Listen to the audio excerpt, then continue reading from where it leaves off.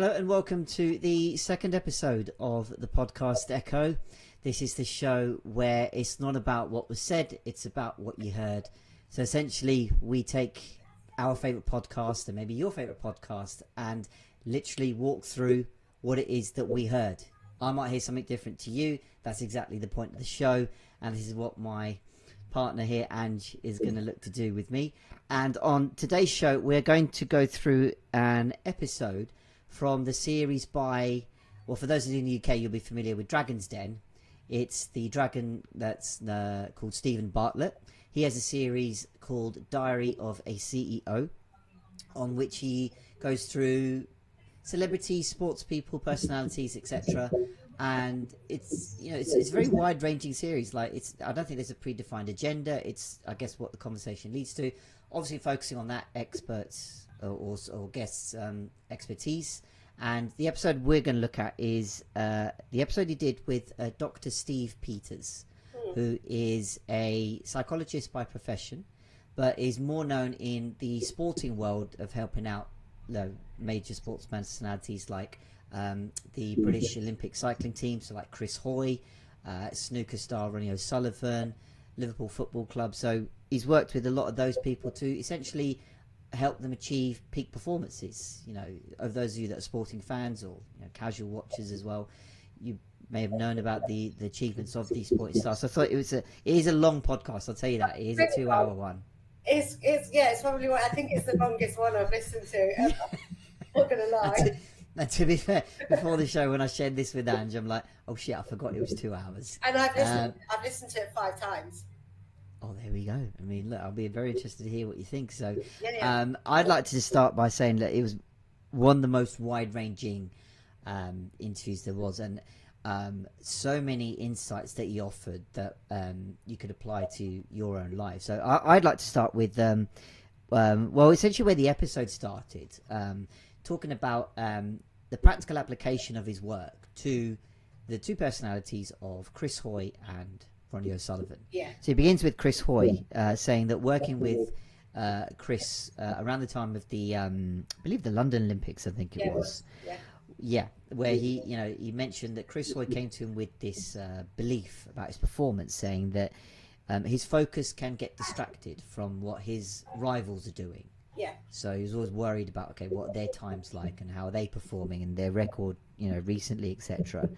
And Dr. Steve Peters helped him with the idea that, to be honest, you're in an environment where it's very fast-paced. Yeah. There's not the time to stop and think, which you might get in other sports. Yeah.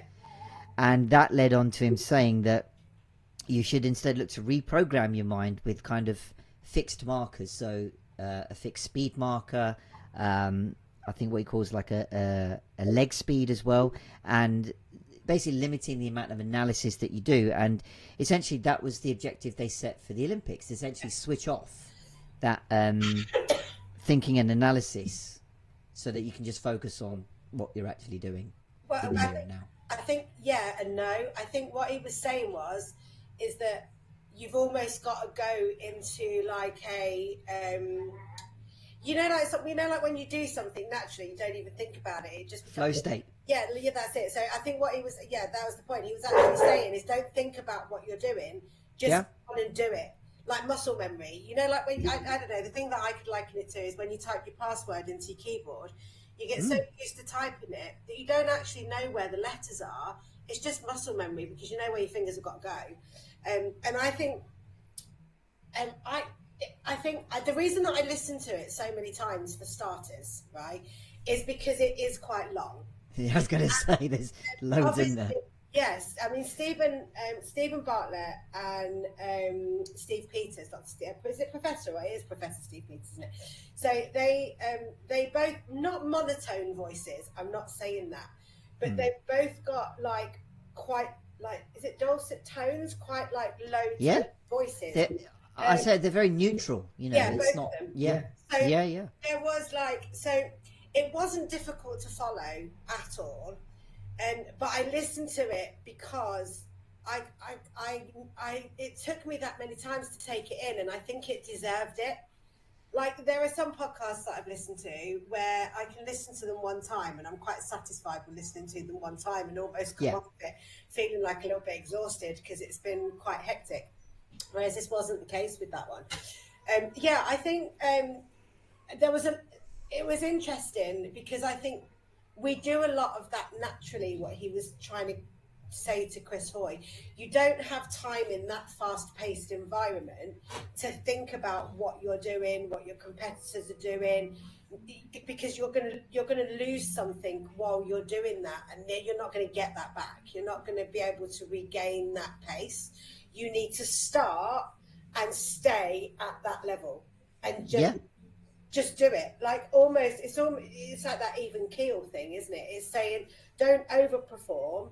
If you think too much, you're going to overperform, and if you think about what everybody else is doing, you're going to underperform, and you need to blinker yourself, like putting blinkers on a horse. Don't worry about anything else, just what you are doing, and don't worry about what speed you're doing. Don't worry about at any point whether you're going quick enough. Just concentrate on doing exactly the same thing again and again and again with consistency, but without thinking about anything else. It was, I think you really got to listen to it, but it really resonated with me, to be honest, massively, because there are situations, I think, in everyday life where that would be incredibly useful. Yeah, and as you said as well, it's something that we consciously do without consciously thinking about it. So as you said, with things like muscle memory, and as said, the ability to do things without giving it second thoughts, like you said, typing without looking at the keys you're looking at. Yeah. As you said, with learning anything new, it's an instrument or learning to drive or a new skill or whatever. You consciously do things initially to get that understanding, the link between your actions and your thoughts and all this kind of thing to embed the behavior. And it's interesting that in the episode, Chris said that by working through this method of switching off and just being in that sort of flow state, as you mentioned, that in the Olympics itself, once he'd crossed that finishing line, he even forgot where he was. Well, it was, yeah, and I thought and that's remarkable, isn't it? You're in an Olympic race and you're like, oh shit, I've just crossed the finish line here. But it's not. It's, I know this is probably going to, I don't know how to say this without it possibly sounding really insulting, but Okay. it's a situation where you haven't got to think about tactics or. No, it's true. It's true. You know what I mean? I'm not saying it's easy. It's just easy. Just get on and you just do it. But it's almost like probably 75 to 80% of the stress and drama that we create in our own head about situations is actually, if we just cut it back to the bare bones, it's never as complicated as we think it is. All we've got to do is just do, really true, rather than rather than think. Like just fuck thinking. Just do it. Just do it. Take out all of the emotion and everything else outside. Just do it, and you'll probably do it better than you've ever done it. But this is why I think the next example he went into to build on that point about emotions was exactly the points that came up when he spoke to Ronnie O'Sullivan. Yeah. Now I'm a big O'Sullivan fan. I like snooker in general, but the fact that he's an amazing player is besides that. Yeah. But you read a lot about his battles with anxiety and depression and kind of thing, and especially honed in on the a match once where he played Stephen Hendry in a UK Championship match. And literally midway through the match, he just walked off. Yeah. He shook Stephen Hendry's hand and said, I'm off. And even Stephen's like, where's he going? And then even the referee's like, is he gone for a break or what's going on? He's like, no, he's just conceded. And everybody... First, didn't he? He literally, he took a shot, missed the ball, and Stephen came to the table, and he just shook his hand and didn't explain to the ref, he just walked out. And, Steve Peters and O'Sullivan sort of went into it, why did that happen? And Ronnie talked about it, saying there was his voice in his head saying, if you're not asked, you don't have to be here. You can't just leave. And, but there was another voice in his head saying, I just want to play snooker. I like the game. I just want to play it and enjoy it. And I'm playing someone that I respect and know in Stephen Hendry. But the first voice was the stronger of the two. And it said, just play this shot and just walk out. Yeah. And, in the prelude to this, Steve Peters goes through his three-tiered model of the human, chimp, and computer systems, which I find really cool. This I know is a background to his book, The Chimp Paradox, which a lot of people might have heard of, but If you I haven't, have heard honestly, it. check it out. I've not read it. Really good. I mean, just to touch on it very briefly, the three components, right? It's essentially saying like your whole system neuroscientifically is based upon three facets of the human system, which thinks logically but is slow. So these are the things that like want you to slow down, and the overthinker, the tendency to overthink. Then you've got the chimp, who thinks and moves at speed but is driven by emotion. And consequently, he's the one, or it's the one that is the critical part of it. Like if you're running or cycling, in Chris Hoy's case, should I be going faster? I'm not going fast enough. What's going on here? And then the computer moves faster, and in Steve Peters' terms, 20 times faster than the human system and 4 times quicker than the chimp system. It just needs programming, and that's the automatic thinking that we were talking about, the autopilot.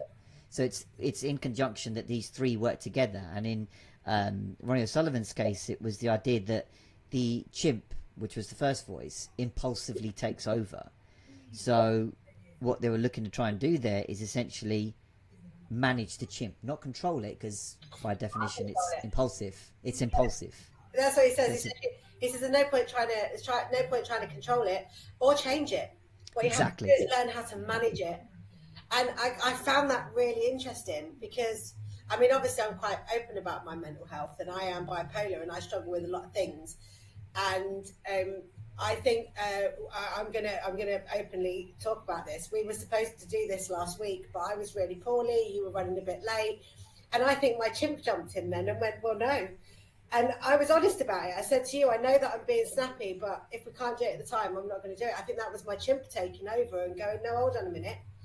And I think I'd already listened to the podcast before that 3 times, and I've since listened to it another 2 times. And every time I listen to it, I hear that slightly different.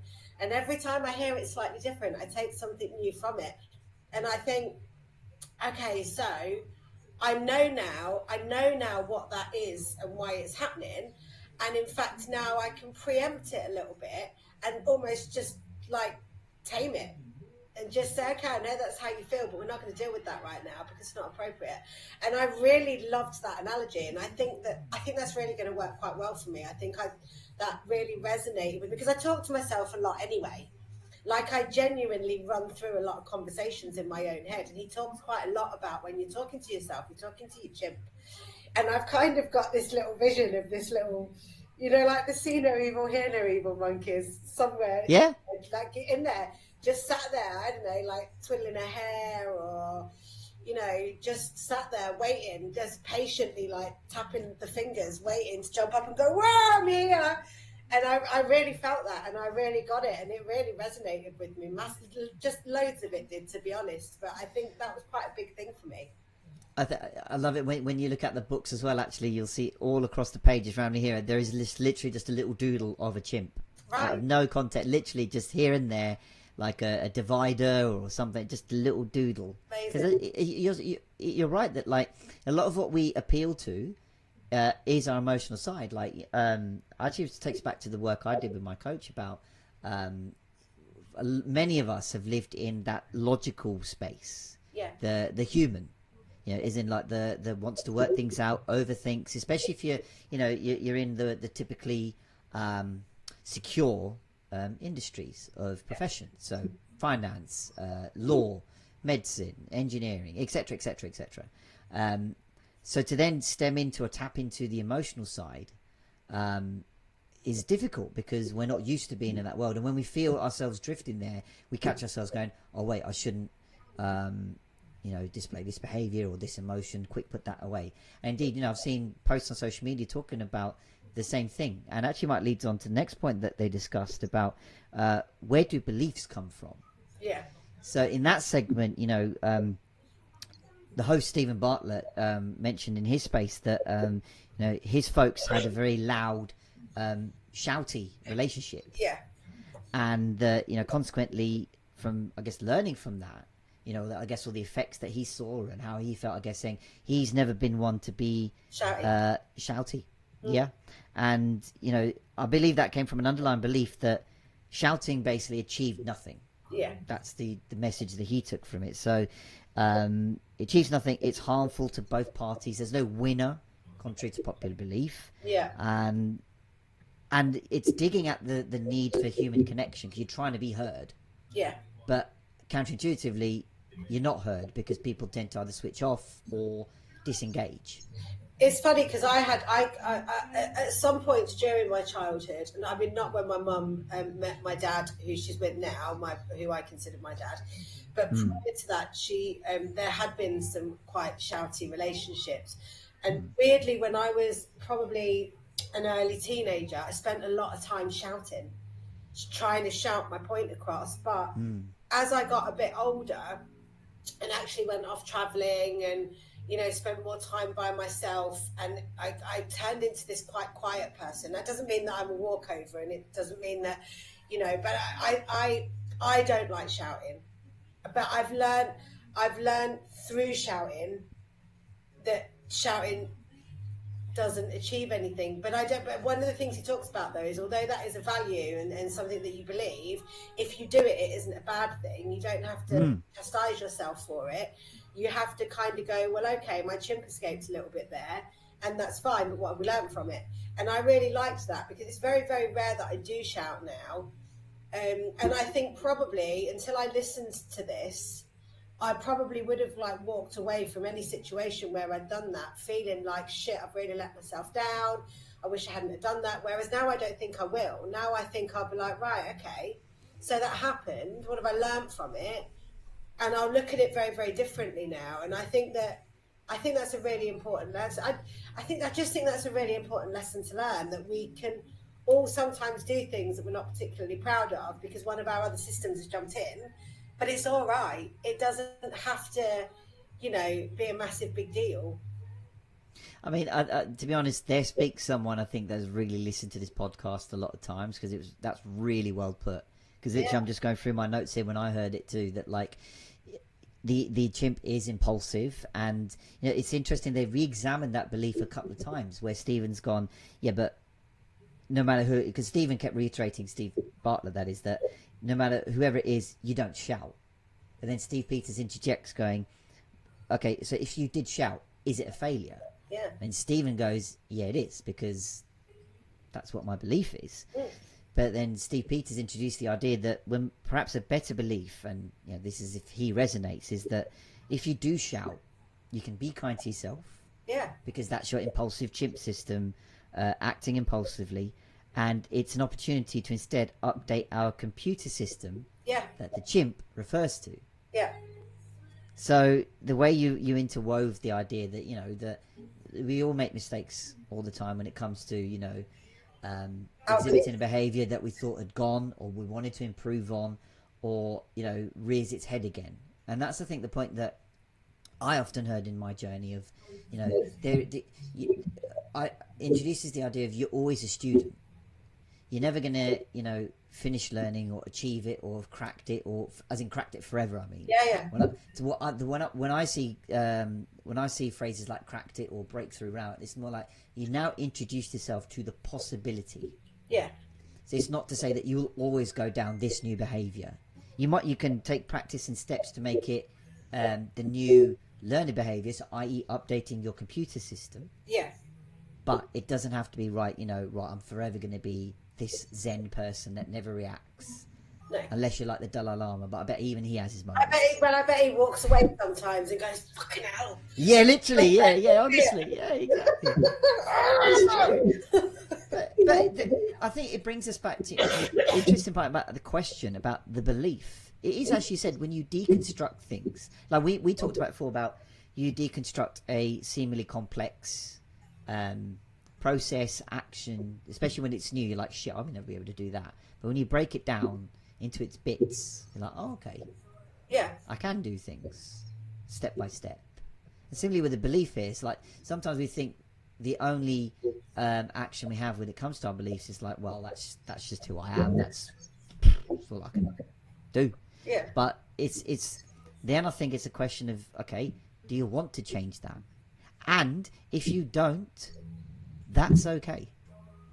Yeah. I think sometimes we're trapped in this place that I have to change everything. I have to change this. I have to change. But if you don't want to, that's okay. In fact, that not wanting to is a further possibility for you to ask yourself, well, do you want to ask yourself why you're not doing, not like accusing, like, why don't you want to change? You should change. It's more like, okay, it's interesting that you don't want to change it. Is there any reason? If you don't want to explore that, that's okay. Yeah. Even that very act of going, I have this behavior, I don't necessarily want to change it, that's okay. But just know that there are possibilities beyond that. Yeah. Yeah. I don't know. I don't by any stretch of the imagination have myself sussed out. I've realised that. Mm. I thought I was a lot closer than what I actually am. And actually, us doing this has made me realise that, because I've been listening to a lot of podcasts, and I've been coming. I never thought I would come away from so many podcasts with aha moments, but I am. And actually, I thought maybe I was about 75% together, but I'm beginning to think it's probably a little bit less than that now.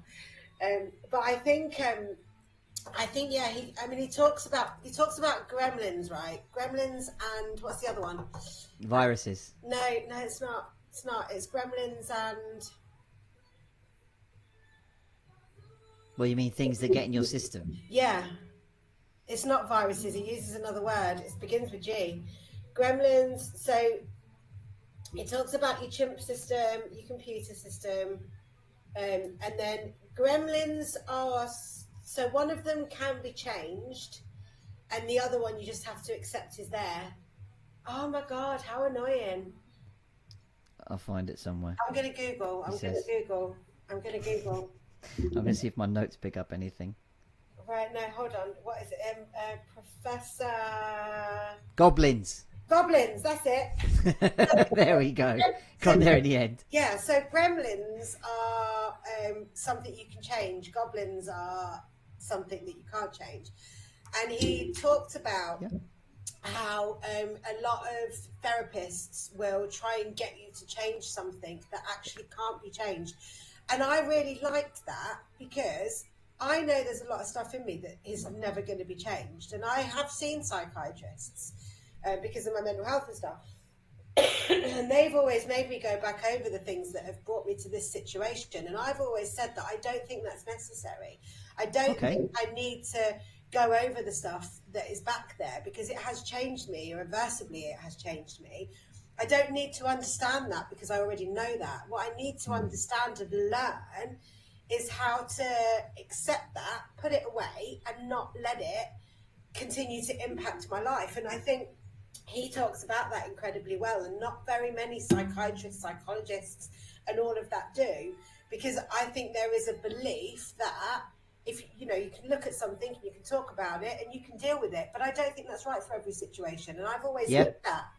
And I think there are probably hundreds of podcasts out there that say exactly the same, but I haven't listened to hundreds of podcasts, and I have listened to his. And, it was a massive moment for me, because I've spent a lot of time with people telling me that I need to deal with it and I need to move on from it. And actually, I don't need to deal with it, and I don't need to move on from it. But it doesn't have to shape me. It doesn't have to hold me prisoner. It can stay quite firmly where it belongs in the past, but it's always going to be there. And I'm all right with that. And I think that was the first time I've heard anybody actually say it in that way, and I really liked it a lot. I think that's why I listened to it again and again and again. I really like the way you put that again, because even though you said that, okay, there may be hundreds of podcasts that saying it, I still think that's a novel point. Because in the face of the overwhelming maybe majority, and again, I'm not saying one's right and one's wrong, by the way. This is just about the perspective offered. A lot of it, as you say, move on, flip your emotion around.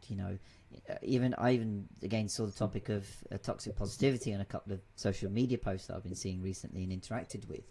But you said the point of having those parts of your experiences that are a part of you, knowing why they are there, accepting why they're there, and not needing to dwell on it.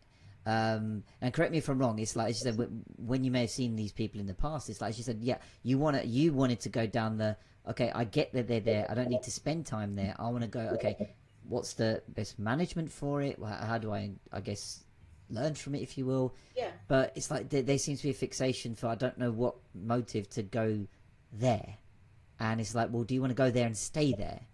But, or is it about, okay, we can utilize it as, okay, that's where it may have started from. Now we go to, right, how do we manage it? How do we unfold it? Because that takes back to the work I've done, is like, when you work on yourself, you're not looking to actually counterintuitively not get rid of anything. So I talk about my process as a character-based approach. Your life is comprised of characters that you've made from your own subconscious to deal with life. Yeah. Now, whether you like them or not, there are parts of you that you hate and you don't get them, but they are doing something for you in terms of meeting your needs. Now, the challenge of the work is not to go, oh, I love everybody, I love every character. It's more about, okay, you understand why the character is there, you can see what they're doing, thank them, and go, right, do you know what? You can retire now. I've got other ways to meet my needs more healthily. And every now and again, they might pop up. So the analogy my coach used, and I really liked, was a backseat driver. Yeah. You know, for years, they might have just been in the side seat, sort of pointing out, do this, do that, and maybe even take the wheel occasionally. But now they can sit in the back. Now, occasionally, they might pop up going, you know, you might want to do this and that. And you go, all right, thanks, you know, but I'm driving now. Yeah. You know, so it's really nice that you were able to say that, you know, you were able to hear this voice say that there are parts of you that are okay. And indeed, he said that, you know, there are times you won't be able to control the chimp system. Yeah. It's that impulsive. And almost, it makes me almost want to embrace it a little bit more. I'm not going to lie. It's kind of made me go, all right, you little chimp.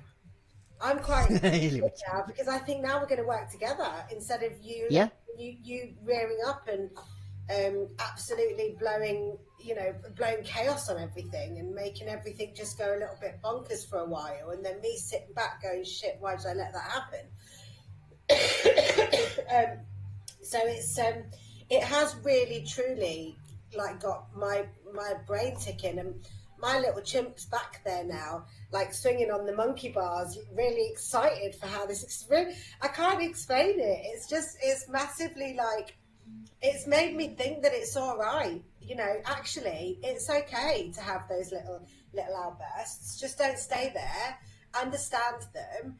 And then as time, I mean, I've managed to get a handle on quite a lot in my mental health and in my life. And I think that there was some like little key things that have been missing for me. And I definitely think this was one of them, because I think what this is going to teach me is to understand the signs of when the chimp is starting to, like, I can almost see this little chimp start shaking and then do you remember Mighty Mouse? Yeah. When he used to get ready to jump off, he used to like do this thing, and then he used to go woof. And then yeah. That's almost how I can see my little chimp getting ready to go, like just like all of a sudden, then boom, out. And I think now I might better understand the signs of when that's going to happen and take a look at it and understand it a little bit better and actually embrace it rather than be frustrated with it or scared of it or annoyed about it. And I think it, excuse me, oh my God, I need to get rid of this cough. And it's just, it must just resonated hugely. I was just like, right, okay. And I think I listened to the whole podcast again this morning. It's actually 2 hours and 4 minutes, by the way. And I listened to it this morning again, and I actually went back to that bit and listened to it a couple of times because it really, I think it's important. I think there needs to be a massive fucking change on how people are pushed to deal with these things, and I think that's a really good way specifically for people that struggle with this side of them that comes out every now and again that they have no control over, that they then go and beat themselves up about. And like, I've spent a lot of time hiding away as an adult for weeks and weeks on end because something will have happened that will have made me spiral, and it will make me not want to leave the house, and I won't want to see anyone, I won't want to speak to anybody, because although I didn't realise it, I'm utterly ashamed of a situation that's occurred that I've had no control over. And there's a lot of people out there that struggle with that. And I think listening to this would not instantly give a change of perspective, but, you know, a definite gradual, listen to it a couple of times and, you know, really, really listen to it. I think it will help. Well, I think that's the power of any good podcast, to be fair, but whatever the subject matter might be, because if it can help illuminate things for you, like you mentioned the Mighty Mouse build up. Yeah. There's, you know, so many instances where, you know, you look at, funny enough, things like TV and film, you know, it's like those origin stories or the beginnings, you know, when, you know, say Bruce Wayne first builds the Batcave, or Superman first takes off the glasses, or whatever it might be. It's like, oh, they're building up to something here. They found, you know, maybe a previously untapped thing, and now they're on the cusp of like something quite incredible, right? And I like the way that this episode is dealt with, you know, major personalities that people look up to, you know, sporting greats. And funny enough, that story, when you think about it, is actually quite common in all of the big you know, sports stars. No, I know it's a bit sports centric this episode, but you could even akin it to other, you know, populist areas, you know, music. Yeah. How many artists are so rife with like, am I coming across okay? Am I singing about the right thing? Are people resonate? There's real angst in their personality to be accepted, to be heard. Now, you know, no matter how controversial or quality their music is like. You know, come back to sport, you know, just literally as I'm talking made me think of two examples that you hear recently. Like, there's a Michael Jordan documentary that came out where he talks about, you know, I would have probably missed the most baskets ever. But it's the idea that at the same time I also scored loads and won a load of games and championships, etc. And, you know, people say Lionel Messi as one of the best footballers ever, or indeed the best player ever. But, you know, only his shot success rate, if you look at the statistics, I think 1 in every 7 shots or something like that. Yeah. But he doesn't necessarily get bogged down on the numbers or the fact that he keeps missing. It's like, well, he still is able to produce this kind of output despite all this. So I think the message from there is, you know, you can have the things like anxiety, the beliefs where your chimp system has gone haywire and your human system is not necessarily caught up with it, and your computer needs updating. Whether you're like the most successful person in their profession ever or not really well known at all, it's a common trait between the two of us. So we're more similar than you think in that regard. So I think the illumination here is that it's always possible to work on it. And I think that's what Steve Peters has mentioned, that yes, he may work with high profile names, but his output, you know, especially his books and talks and that, is aimed at helping people, the reader, find their own. It's funny that you abilities. said about this being like really sports based. I actually, although I know that he was talking about sporting personalities in it, I didn't really see it as a sport based. And that's, I think, his craft of actually going, I don't have to just talk about from a sports place. It's like, that's just applied example. I think he says at the beginning, doesn't he, that he isn't a sports therapist, psychologist. Exactly. He's a brain person. So actually what he does, and I think when he was talking about 2 of the sports people that he's worked with, they actually said he didn't come at us about sport. He talked to us about us. So although it you know, it is based around sports personalities, initially when I first listened to it the very first time, I did hear that. But I think the more I listened to it, the less I really noticed that he was talking about sports people. And the more I listened to what he was actually saying about your brain and how your brain works. And I think I almost switched off to the fact that he was talking about sports people, because it almost becomes irrelevant when you've like really heard what he's saying. And I think the first time I listened to it, definitely I got the whole sports thing. But I think after that, as you just said it now, I was just thinking, when I listened to it this morning, I didn't really hear anything about the sports side of things. What I heard was him using that as a practical way to explain to people, you know, because everybody kind of understands sports one way or another. But yeah, it's actually I've actually got the episode open, because I don't watch them generally. I listen to them when I'm out and about in the mornings. I have a couple of hours in the mornings where, you know, that's my little bit of time, and I usually listen to podcasts. But it's actually had 807,190 views. There you go. I think it needs more. I wonder It does. if those people have kind of heard what we've heard, or whether they've heard something completely different. Or it could be simple things where, like, you know, a 2-hour episode. There's a lot of value in here.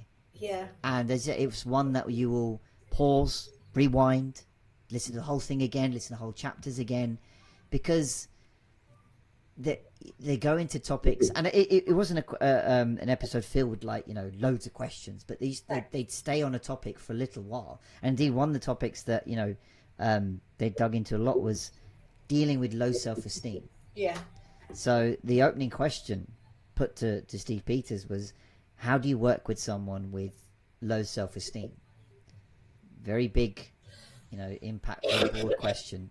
And Steve Peters talks about, you know, neuroscientifically, when we talk about low self-esteem, it's the chimp again.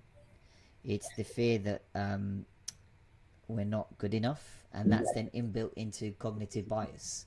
We look for proof that we're not good enough. So I'm basically saying, see, I told you so. Yeah. So this is where, you know, categories of anxiety come up, like maths anxiety or financial anxiety. Mm-hmm. And he builds upon that, saying, look, when you compare yourself, for example, to other people, you know, literally, you know, how are they doing it, that kind of thing. Our chimp system is going off. It's basically saying, don't put yourself in a position where you boast and, you know, go, oh, I'm the man, or I'm the woman, because you could run the risk of getting shot down. Yeah. So I've been very aware of this for a while, and it really summed it up quite well, because he was talking about, he was saying that your actually your emotional stuff actually starts happening before you're even born. Yeah.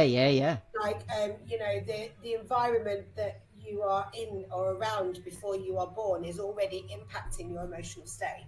And I found that incredibly interesting. But what he said is that if when you're young and your brain is still forming, and something happens at school, like you get 1 on a test, and then yes, you go home and your dad tells you off for something else, those two things together could ultimately be really harmful to how your brain develops and how your brain reacts to things. And this is something I know I genuinely did realize this quite a long time ago, and I've talked about it, not extensively.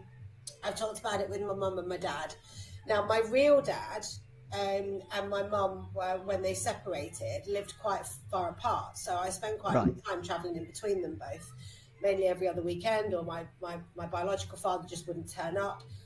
And if he did turn up, sometimes he'd turn up and he wouldn't take me. And as a child, it was incredibly emotional, because it was my dad and I just wanted to be with him. And then he got a new family. And then what started happening is that my mum moved to Leicester and my dad stayed in London.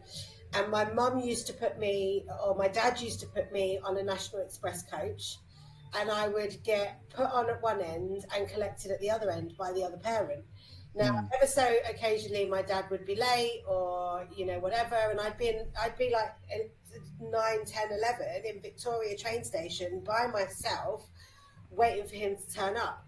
Now, fast forward, travel, any kind of travel, instills an absolute sickness in my stomach.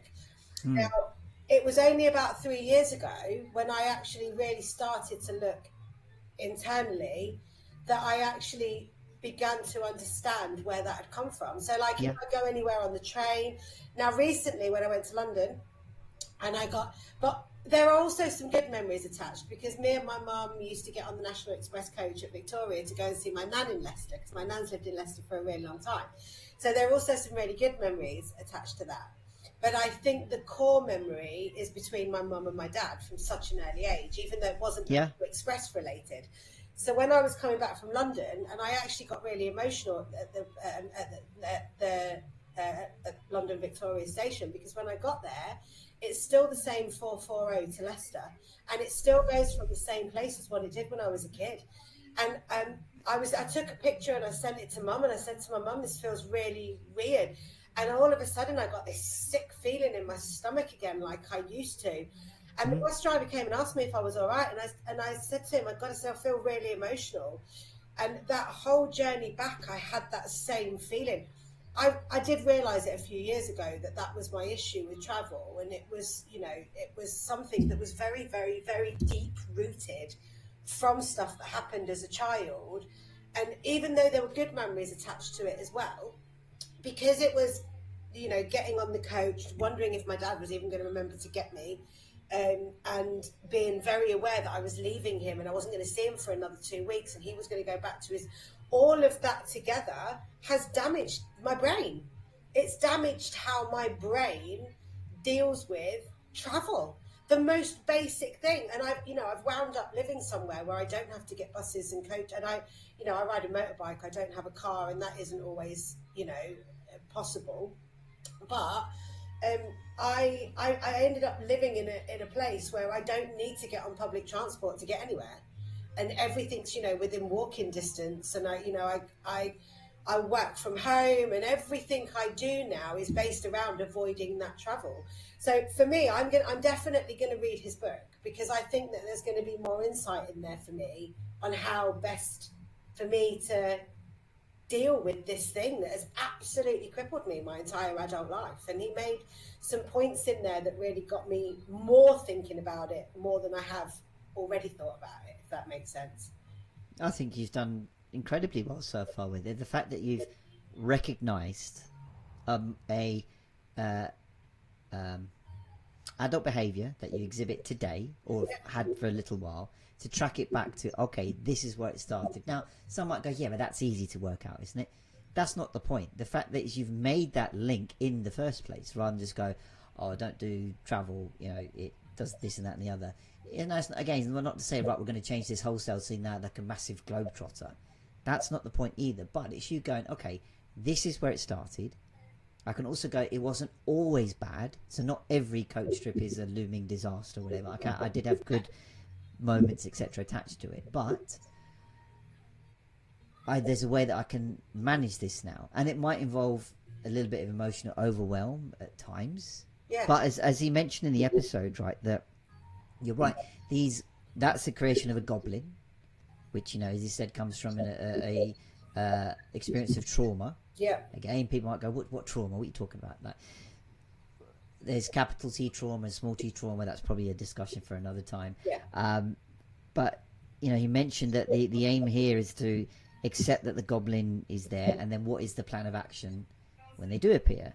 So these are the things where you mentioned before, it's not about a therapist or whomever changing everything and forgetting it ever happened and this kind of thing.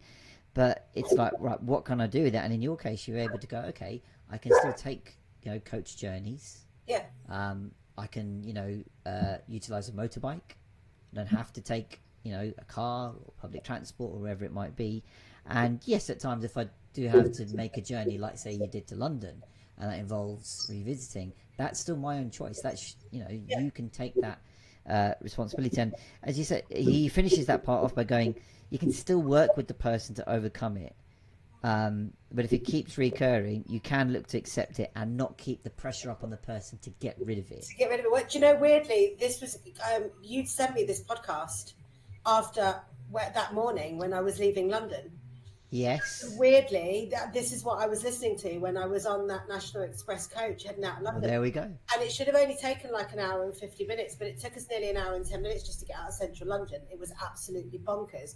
So I listened to the whole episode on the journey to Leicester, and it was it couldn't have played out better, to be honest. Yeah. You said to me after you'd sent it, I've realised it's a really long podcast episode, and I was like, well, it's fine because I've got all this time on the coach. And then I got to Victoria, and like I just went, like it was that, you know, like that weird sicky feeling, like something bad's going to happen, but you don't, like this looming impending doom that you. I was going to say that's the exact phrase that came up, impending shit. Yeah. And I listened. I listened to this on that journey, and just sort of like sat there, almost like that 11-year-old child that I was. That's what it felt like. It was really weird. It was almost like if it was a movie, you'd have seen me shrink back into me as a little girl, sat there listening to this episode that's talking about exactly what I'm going through right at that moment. And it just, you couldn't have picked a better podcast to give me to listen to that very morning on the way back, doing something that is exactly what he was talking about. Well, it's funny you mention that, because I too have experienced something along the same lines of, you don't consciously ask for direction sometimes, but you just feel as a sense of like, in your case, it was maybe a bit of impending doom or emotional overwhelm, or call it what you will. And for me, it was a sense of like, am I feeling a bit lost? You can't quite put your finger on it, but it's like you're looking for some direction, guidance, this kind of thing. And you mentioned the podcast helped on this journey that was delayed for whatever reason, the traffic, as you said, that enabled you to listen to the whole thing and give you some insight, some illumination into that. I this might be for another episode. I ended up watching a Bollywood film yesterday, Right. and I've been meaning to watch it for a while, because it's basically a film about a father whose son is dismissed from school because he was the subject of a dodgy video that went viral, that was made in school. He got thrown out, and he's trying to get his son put back into school, because he said it's the school's fault for not educating him about the subject matter. Right. And the film is centered around him getting guidance from a reincarnation of a Hindu god. Right. He sees the guy as like an ordinary man, so he's been sent to Earth, like we know as the viewer. Yeah. But, he gets this sort of pearls of wisdom kind of thing. And there are moments in the film that, like, shit, this is what the kind of direction you feel I'm looking for. Yeah. And it wasn't, it's not that if I could relate to the plot of the film, whatever, but it was just, it was just even small little phrases, things like, keep faith. If everyone else doesn't seem to get it, start with your own change. Yeah. Never mind what everybody else is doing. What are you doing first? And just little snippets here and there going, okay, it's weird. I picked this time on a Monday afternoon at this day to watch this. And I'm like, okay, has it given me the new impetus and stuff to go, right, I'm going to re-engineer everything? No, but at the same time, it's given me that little bit of direction as to where I might want to go. But as I said, maybe that's for another time. We should carry on with this podcast, right? There's a question that he asked in the middle. I want to see what you think, right? Do we choose what we believe? That was a big one. Oh, so I thought about this as well. So I'm not prepared, but I did think about it. I did give it some thought. I think when we're younger, a lot of what we believe is imposed on us. Yeah. Some of what we believe when we're younger is just pure innocence, because we see the world through very innocent eyes. And I think that as we get older, if we are strong enough and we are confident enough to stop giving a crap about what other people think, then I think yes, we can create our own beliefs. But I do think that's what you asked me, wasn't it? Yeah, the question was, do we choose what we believe? Yeah, I think we can. I think we can create our own beliefs, but I think if they've drastically changed, or we feel that they have, somewhere inside they were already like a seed that was planted. I think it might be really difficult to completely stray from something. I think all of our beliefs are probably already in there, that just needed nurturing. And I think that because we all go to school, we go to primary school, we go to high school, some people go to college, some people go to university, some people just go out there and travel, there are always going to be little things that are implanted in us that potentially could turn into beliefs. Right, okay. Do I think we can adopt a brand new belief and completely change our thought processes? I'm not sure that I think that's possible. I think if it's already in there and it's something that we've already thought about in passing and thought, yeah, I can actually get behind that, and it's left in there long enough that it can grow, and it was put in there at a point where we were still developing and learning and we were creating ourselves, in creation of who we were going to become, and we were learning, and we were molding, and we were shaping. Okay, let me ask this then as well as an extension. Okay. Do you think there's a link between your beliefs, however they're formed or chosen, to your values, and where are they formed or created or picked up? I think you've frozen. Are you still there? Oh, I'm still here. Or I've stuck. Maybe I've stuck. You're coming back What's into happening? you now, but I can still hear you. Hello? Hang on. I can still hear you. Okay, seriously? Alright, for those watching the video, apologies. The connection has gone weird. Hello? I can still hear you. Alright, this is going to be a pausing moment, isn't it? Hold on.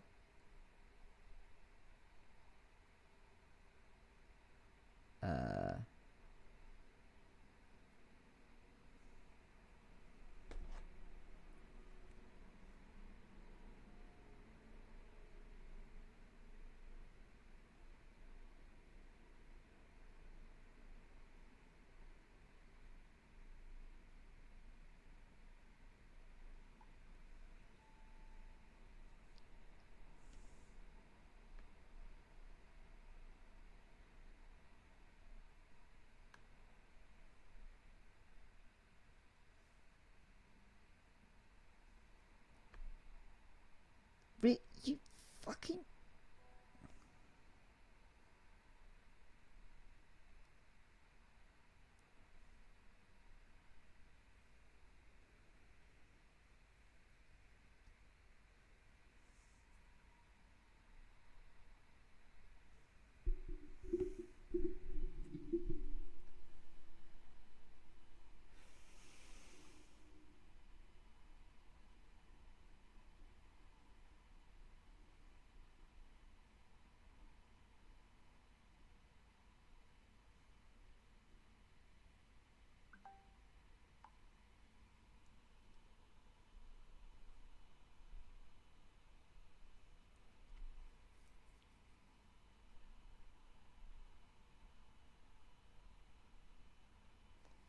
Virgin Bench meat, I'm gonna fucking kill you, you stupid cunt!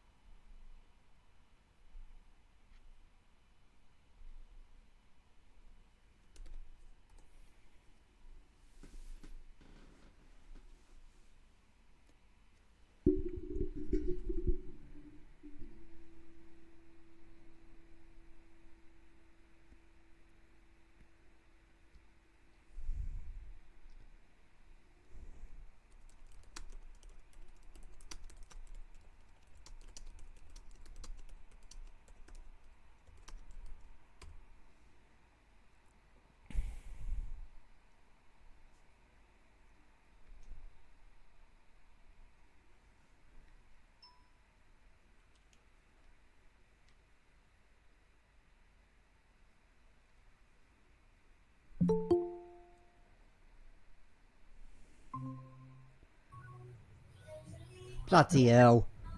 What happened? The internet just decided to go. That's all right. This- I made myself a fresh cup of tea and went to the loo and stirred my Right. dinner. That's going to make an interesting one to edit. Good luck with that. Shall we? No. Shall we just recap that last question quick? Because we had about 10 minutes left on the time. Yeah. So we'll just makes it easy for the edit if I just start the question from afresh. We don't have to go into the same length. But Well, just... we can just be honest and just say, look, we've had a technical issue, so we've edited, but we're picking back up. Just be honest about it, because otherwise you're going to try and cut it, and it's going to look like we edit it, and we don't. We go back through. This is just unfortunately a technical issue. Yeah, I mean, the edit I think will be easy enough. It'll just look like we're just naturally asking the next question. So I'm just saying, just so we can piece it. I think whatever we end up doing, whether I blur it in or put the disclaimer in, if we just say, if I just go into this question, as I said, we don't have to make it as lengthy an answer, because I know we've only got 10 minutes if we want to cover other bits. So let's just go back to where I was. He says, no. Right. Because I already answered it, didn't I? And then you asked me another question. Yeah, I added to the question, innit? And that was a pity, because it was a really good bit as well, actually. Do you know what I'll do instead? I think there'll be enough at the end in that question to lead into another one. Okay. Yeah, I think let's do that. Yeah, hang on. Oh, microphone. I need the microphone. There we go. That's better. Can you hear me all right? Yeah, I could hear you before anyway, but yeah, let's go. Yeah. Okay. Here we go. Yeah, so on the subject of what the podcast said about linking values and beliefs, there was a really good example I think he used of a young woman who he worked with, I think in a hospital, I think, saying she didn't like the way she looked, but she had a real love of animals. So Dr. Peters said, why don't you look after the animals on the ward? I don't know whether they were like local pets or something like that. It wasn't. They just got a bird table. It was about the bird table and the cat. That's it. And he said, we've got a cat, and no one seems to really be bothered with the cat. And, you know, nobody really seems to be looking after the bird table. Would you be interested in doing it? And it changed everything for her. Yeah, because I think he's saying like that simple act of just giving her the responsibility. Yeah. Then appeal to her purpose and her value, and as a natural byproduct, raised her self-esteem, because now she's like, okay, I've got to care for these animals. I like that anyway, because I love animals. So to her, what she looked like didn't matter. It's now that she was going to look after the animals and fulfill the role as a carer. Yeah. So you're saying like psychodynamically, you look after yourself by looking after the animals. Yeah. Because a slave to that. Yeah. But that's actually a fine balance, actually, that we tune in. I've thought about it a lot, because as you know, I really struggle with leaving the house, and I'm having to get better at it. So I've just taken a little cleaning job, and it's 5 minutes walk up the road. It's every morning, but it's every morning. It's 7 days a week, and this really resonated with me also. And I say this a lot, but so I know that I have to go, because there's nobody else to do it. It's just me, 7 days a week, an hour and a half. And it's no different from going to the gym and doing an hour and a half of cardio, or going swimming, which I love. But it resonated with me massively, because in my mind, I need to go there every day. But actually, that's not a good balance. I am going to go there every day, because that's what I feel that I need to do at the moment. But if I don't go, which I did, I had to ring in poorly Saturday and Sunday, because I've been really, really poorly. If I hadn't have listened to this, I would have absolutely been beating myself up about not going in because I was poorly. But because I'd listened to this, I just thought, no, it's all right. I'm not going to get into conflict with myself over the fact that, although I feel I need to do that every day because it makes me feel better, I don't have to do it every day because it makes me feel better. I don't have to be in conflict with myself over it. And I think that's a really good applied example. For this podcast couldn't have been better, I'm not going to lie. Well, it's something I think we mentioned earlier, of we're very quickly to default to beat ourselves up because of maybe a belief that we're not good enough. and anything that strikes at that, we either amplify or look for bias towards it, or go, okay, any first sign of that, and it's like, see, I told you. So as you said, you enjoying going to the job, you know, it gave you all that it does, it appeals to your values, etc. When you are naturally ill, and the natural response was to go, no, do you know what, I need to take care of myself and this kind of thing. A default might have been, oh shit, I've let people down, I feel guilty about not going.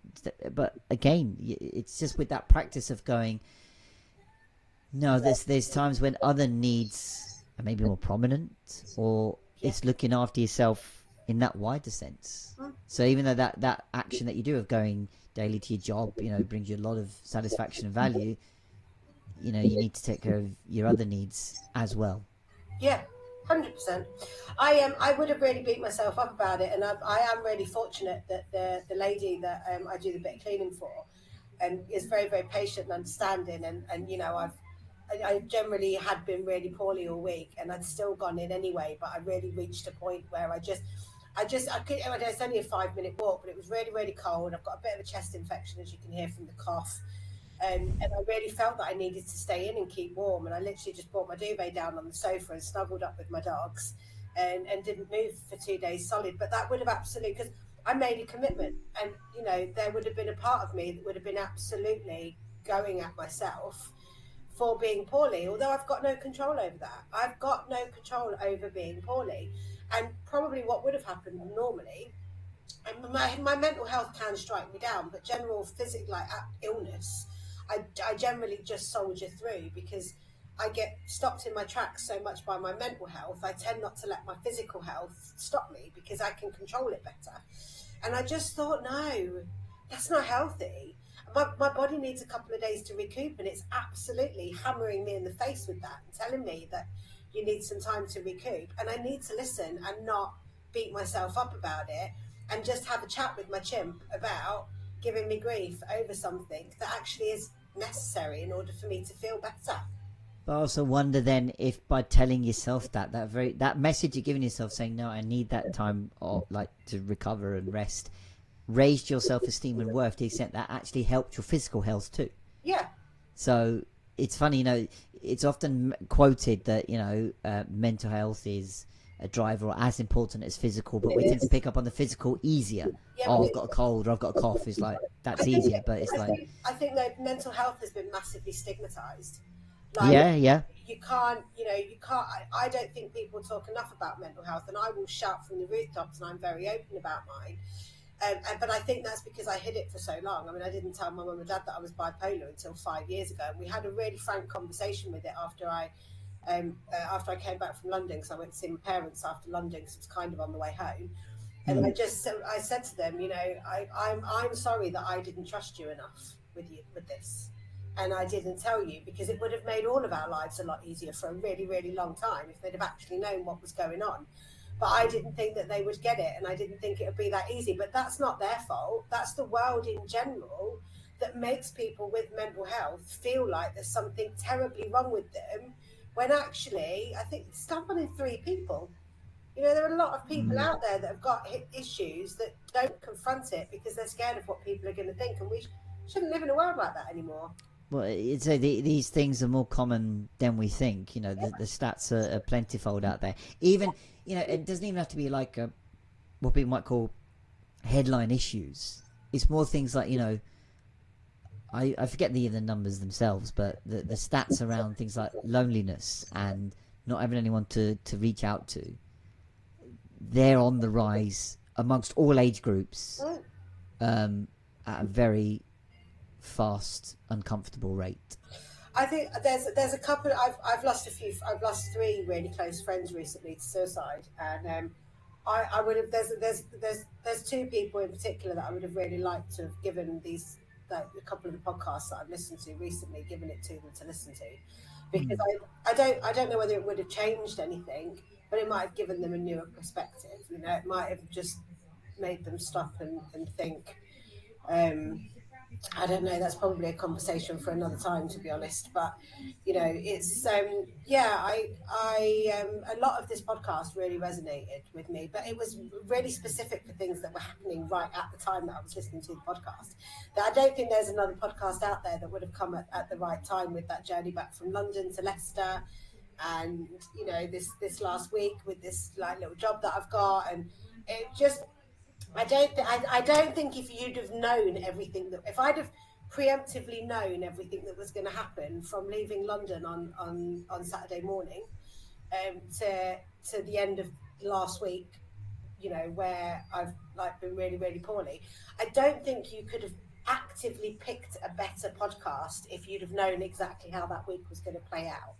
Does that make sense? Very much so, and I'm glad that you took so much from it, from sharing it. And as I say, like the fact that you've listened to it multiple times and able to talk so well about it, you know, just shows that not only have you, you know, this obviously this session isn't about an exam, like, you know, how much do you remember from it and etc., but to show the application that you've taken to it is really quite cool. And it just goes to show for anybody that like obviously we've, you know, so far we've picked a couple of episodes that have talked about self-development and mindset transformation or working on yourself or whatever you want to call it, but you will take from whichever podcast you're listening to about whatever subject what you will. And look, there, you know, on this show we might delve into the ones that look to give you those ideas, perspectives, ways to work, and just showing you a great example on this episode on how, you know, it's helped her out. And indeed when I read it and listened to it and watched it, it was like there's so much value in there. I mean, I made probably about a 10-page set of notes on it, and as I said, the relatability was another thing too. It wasn't like, you know, surrounded in like text speak or, you know, the complicated language. It was put down in simple examples, simple things you can follow, and yeah, just as I said, just wants to help you dive in more. But the thing you take away is like there's a lot of possibilities for you, and we're more connected by experience than we think.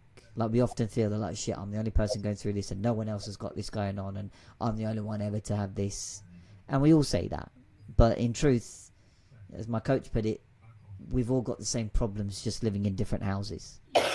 Yeah, well, I think there was a lot of talk, wasn't there, during COVID about we're not all in the same boat, but we are all on the same ocean. We're just in different boats.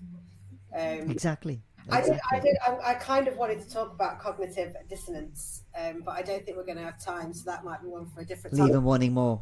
Yeah, well, I think I might. Well, I'm kind of a little bit torn on what to do for our next podcast, if I'm honest. Oh yeah.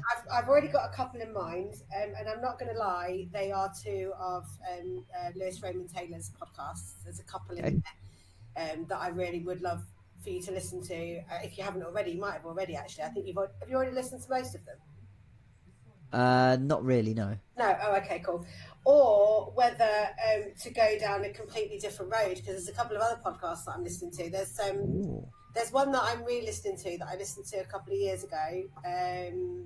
That is probably one of the very first big podcasts that kind of got podcasts really going. Or something comedy. Have you? There's one out there called "My Dad Wrote a Porno," and it's quite. So I'm not sure. I don't know. I don't know. Maybe we should. We should try doing something. The only problem is that the other one that I'm thinking about is a few podcasts, and I think probably you need to listen to all of them. All of them. Okay. Of the series. So maybe that's one that we should do when we have a bit of a break, and we should maybe both pick one each that's maybe got a few episodes and listen to it each as a series, series, and then come back and maybe do a couple of episodes talking about the series, because there's some really good series out there, and one of them is one of my personal favorite podcasts. So interesting. Well, look, this is the show where we'll look to do just that, right? I mean, there's plenitude of examples out there, whether they're one-off shows, series, compilations, call it what you will, right? This is the show where it's not about what was said, it's about what we heard. So listen, thank you for tuning into this episode, and we'll catch you all on the next one. Thank you and goodbye.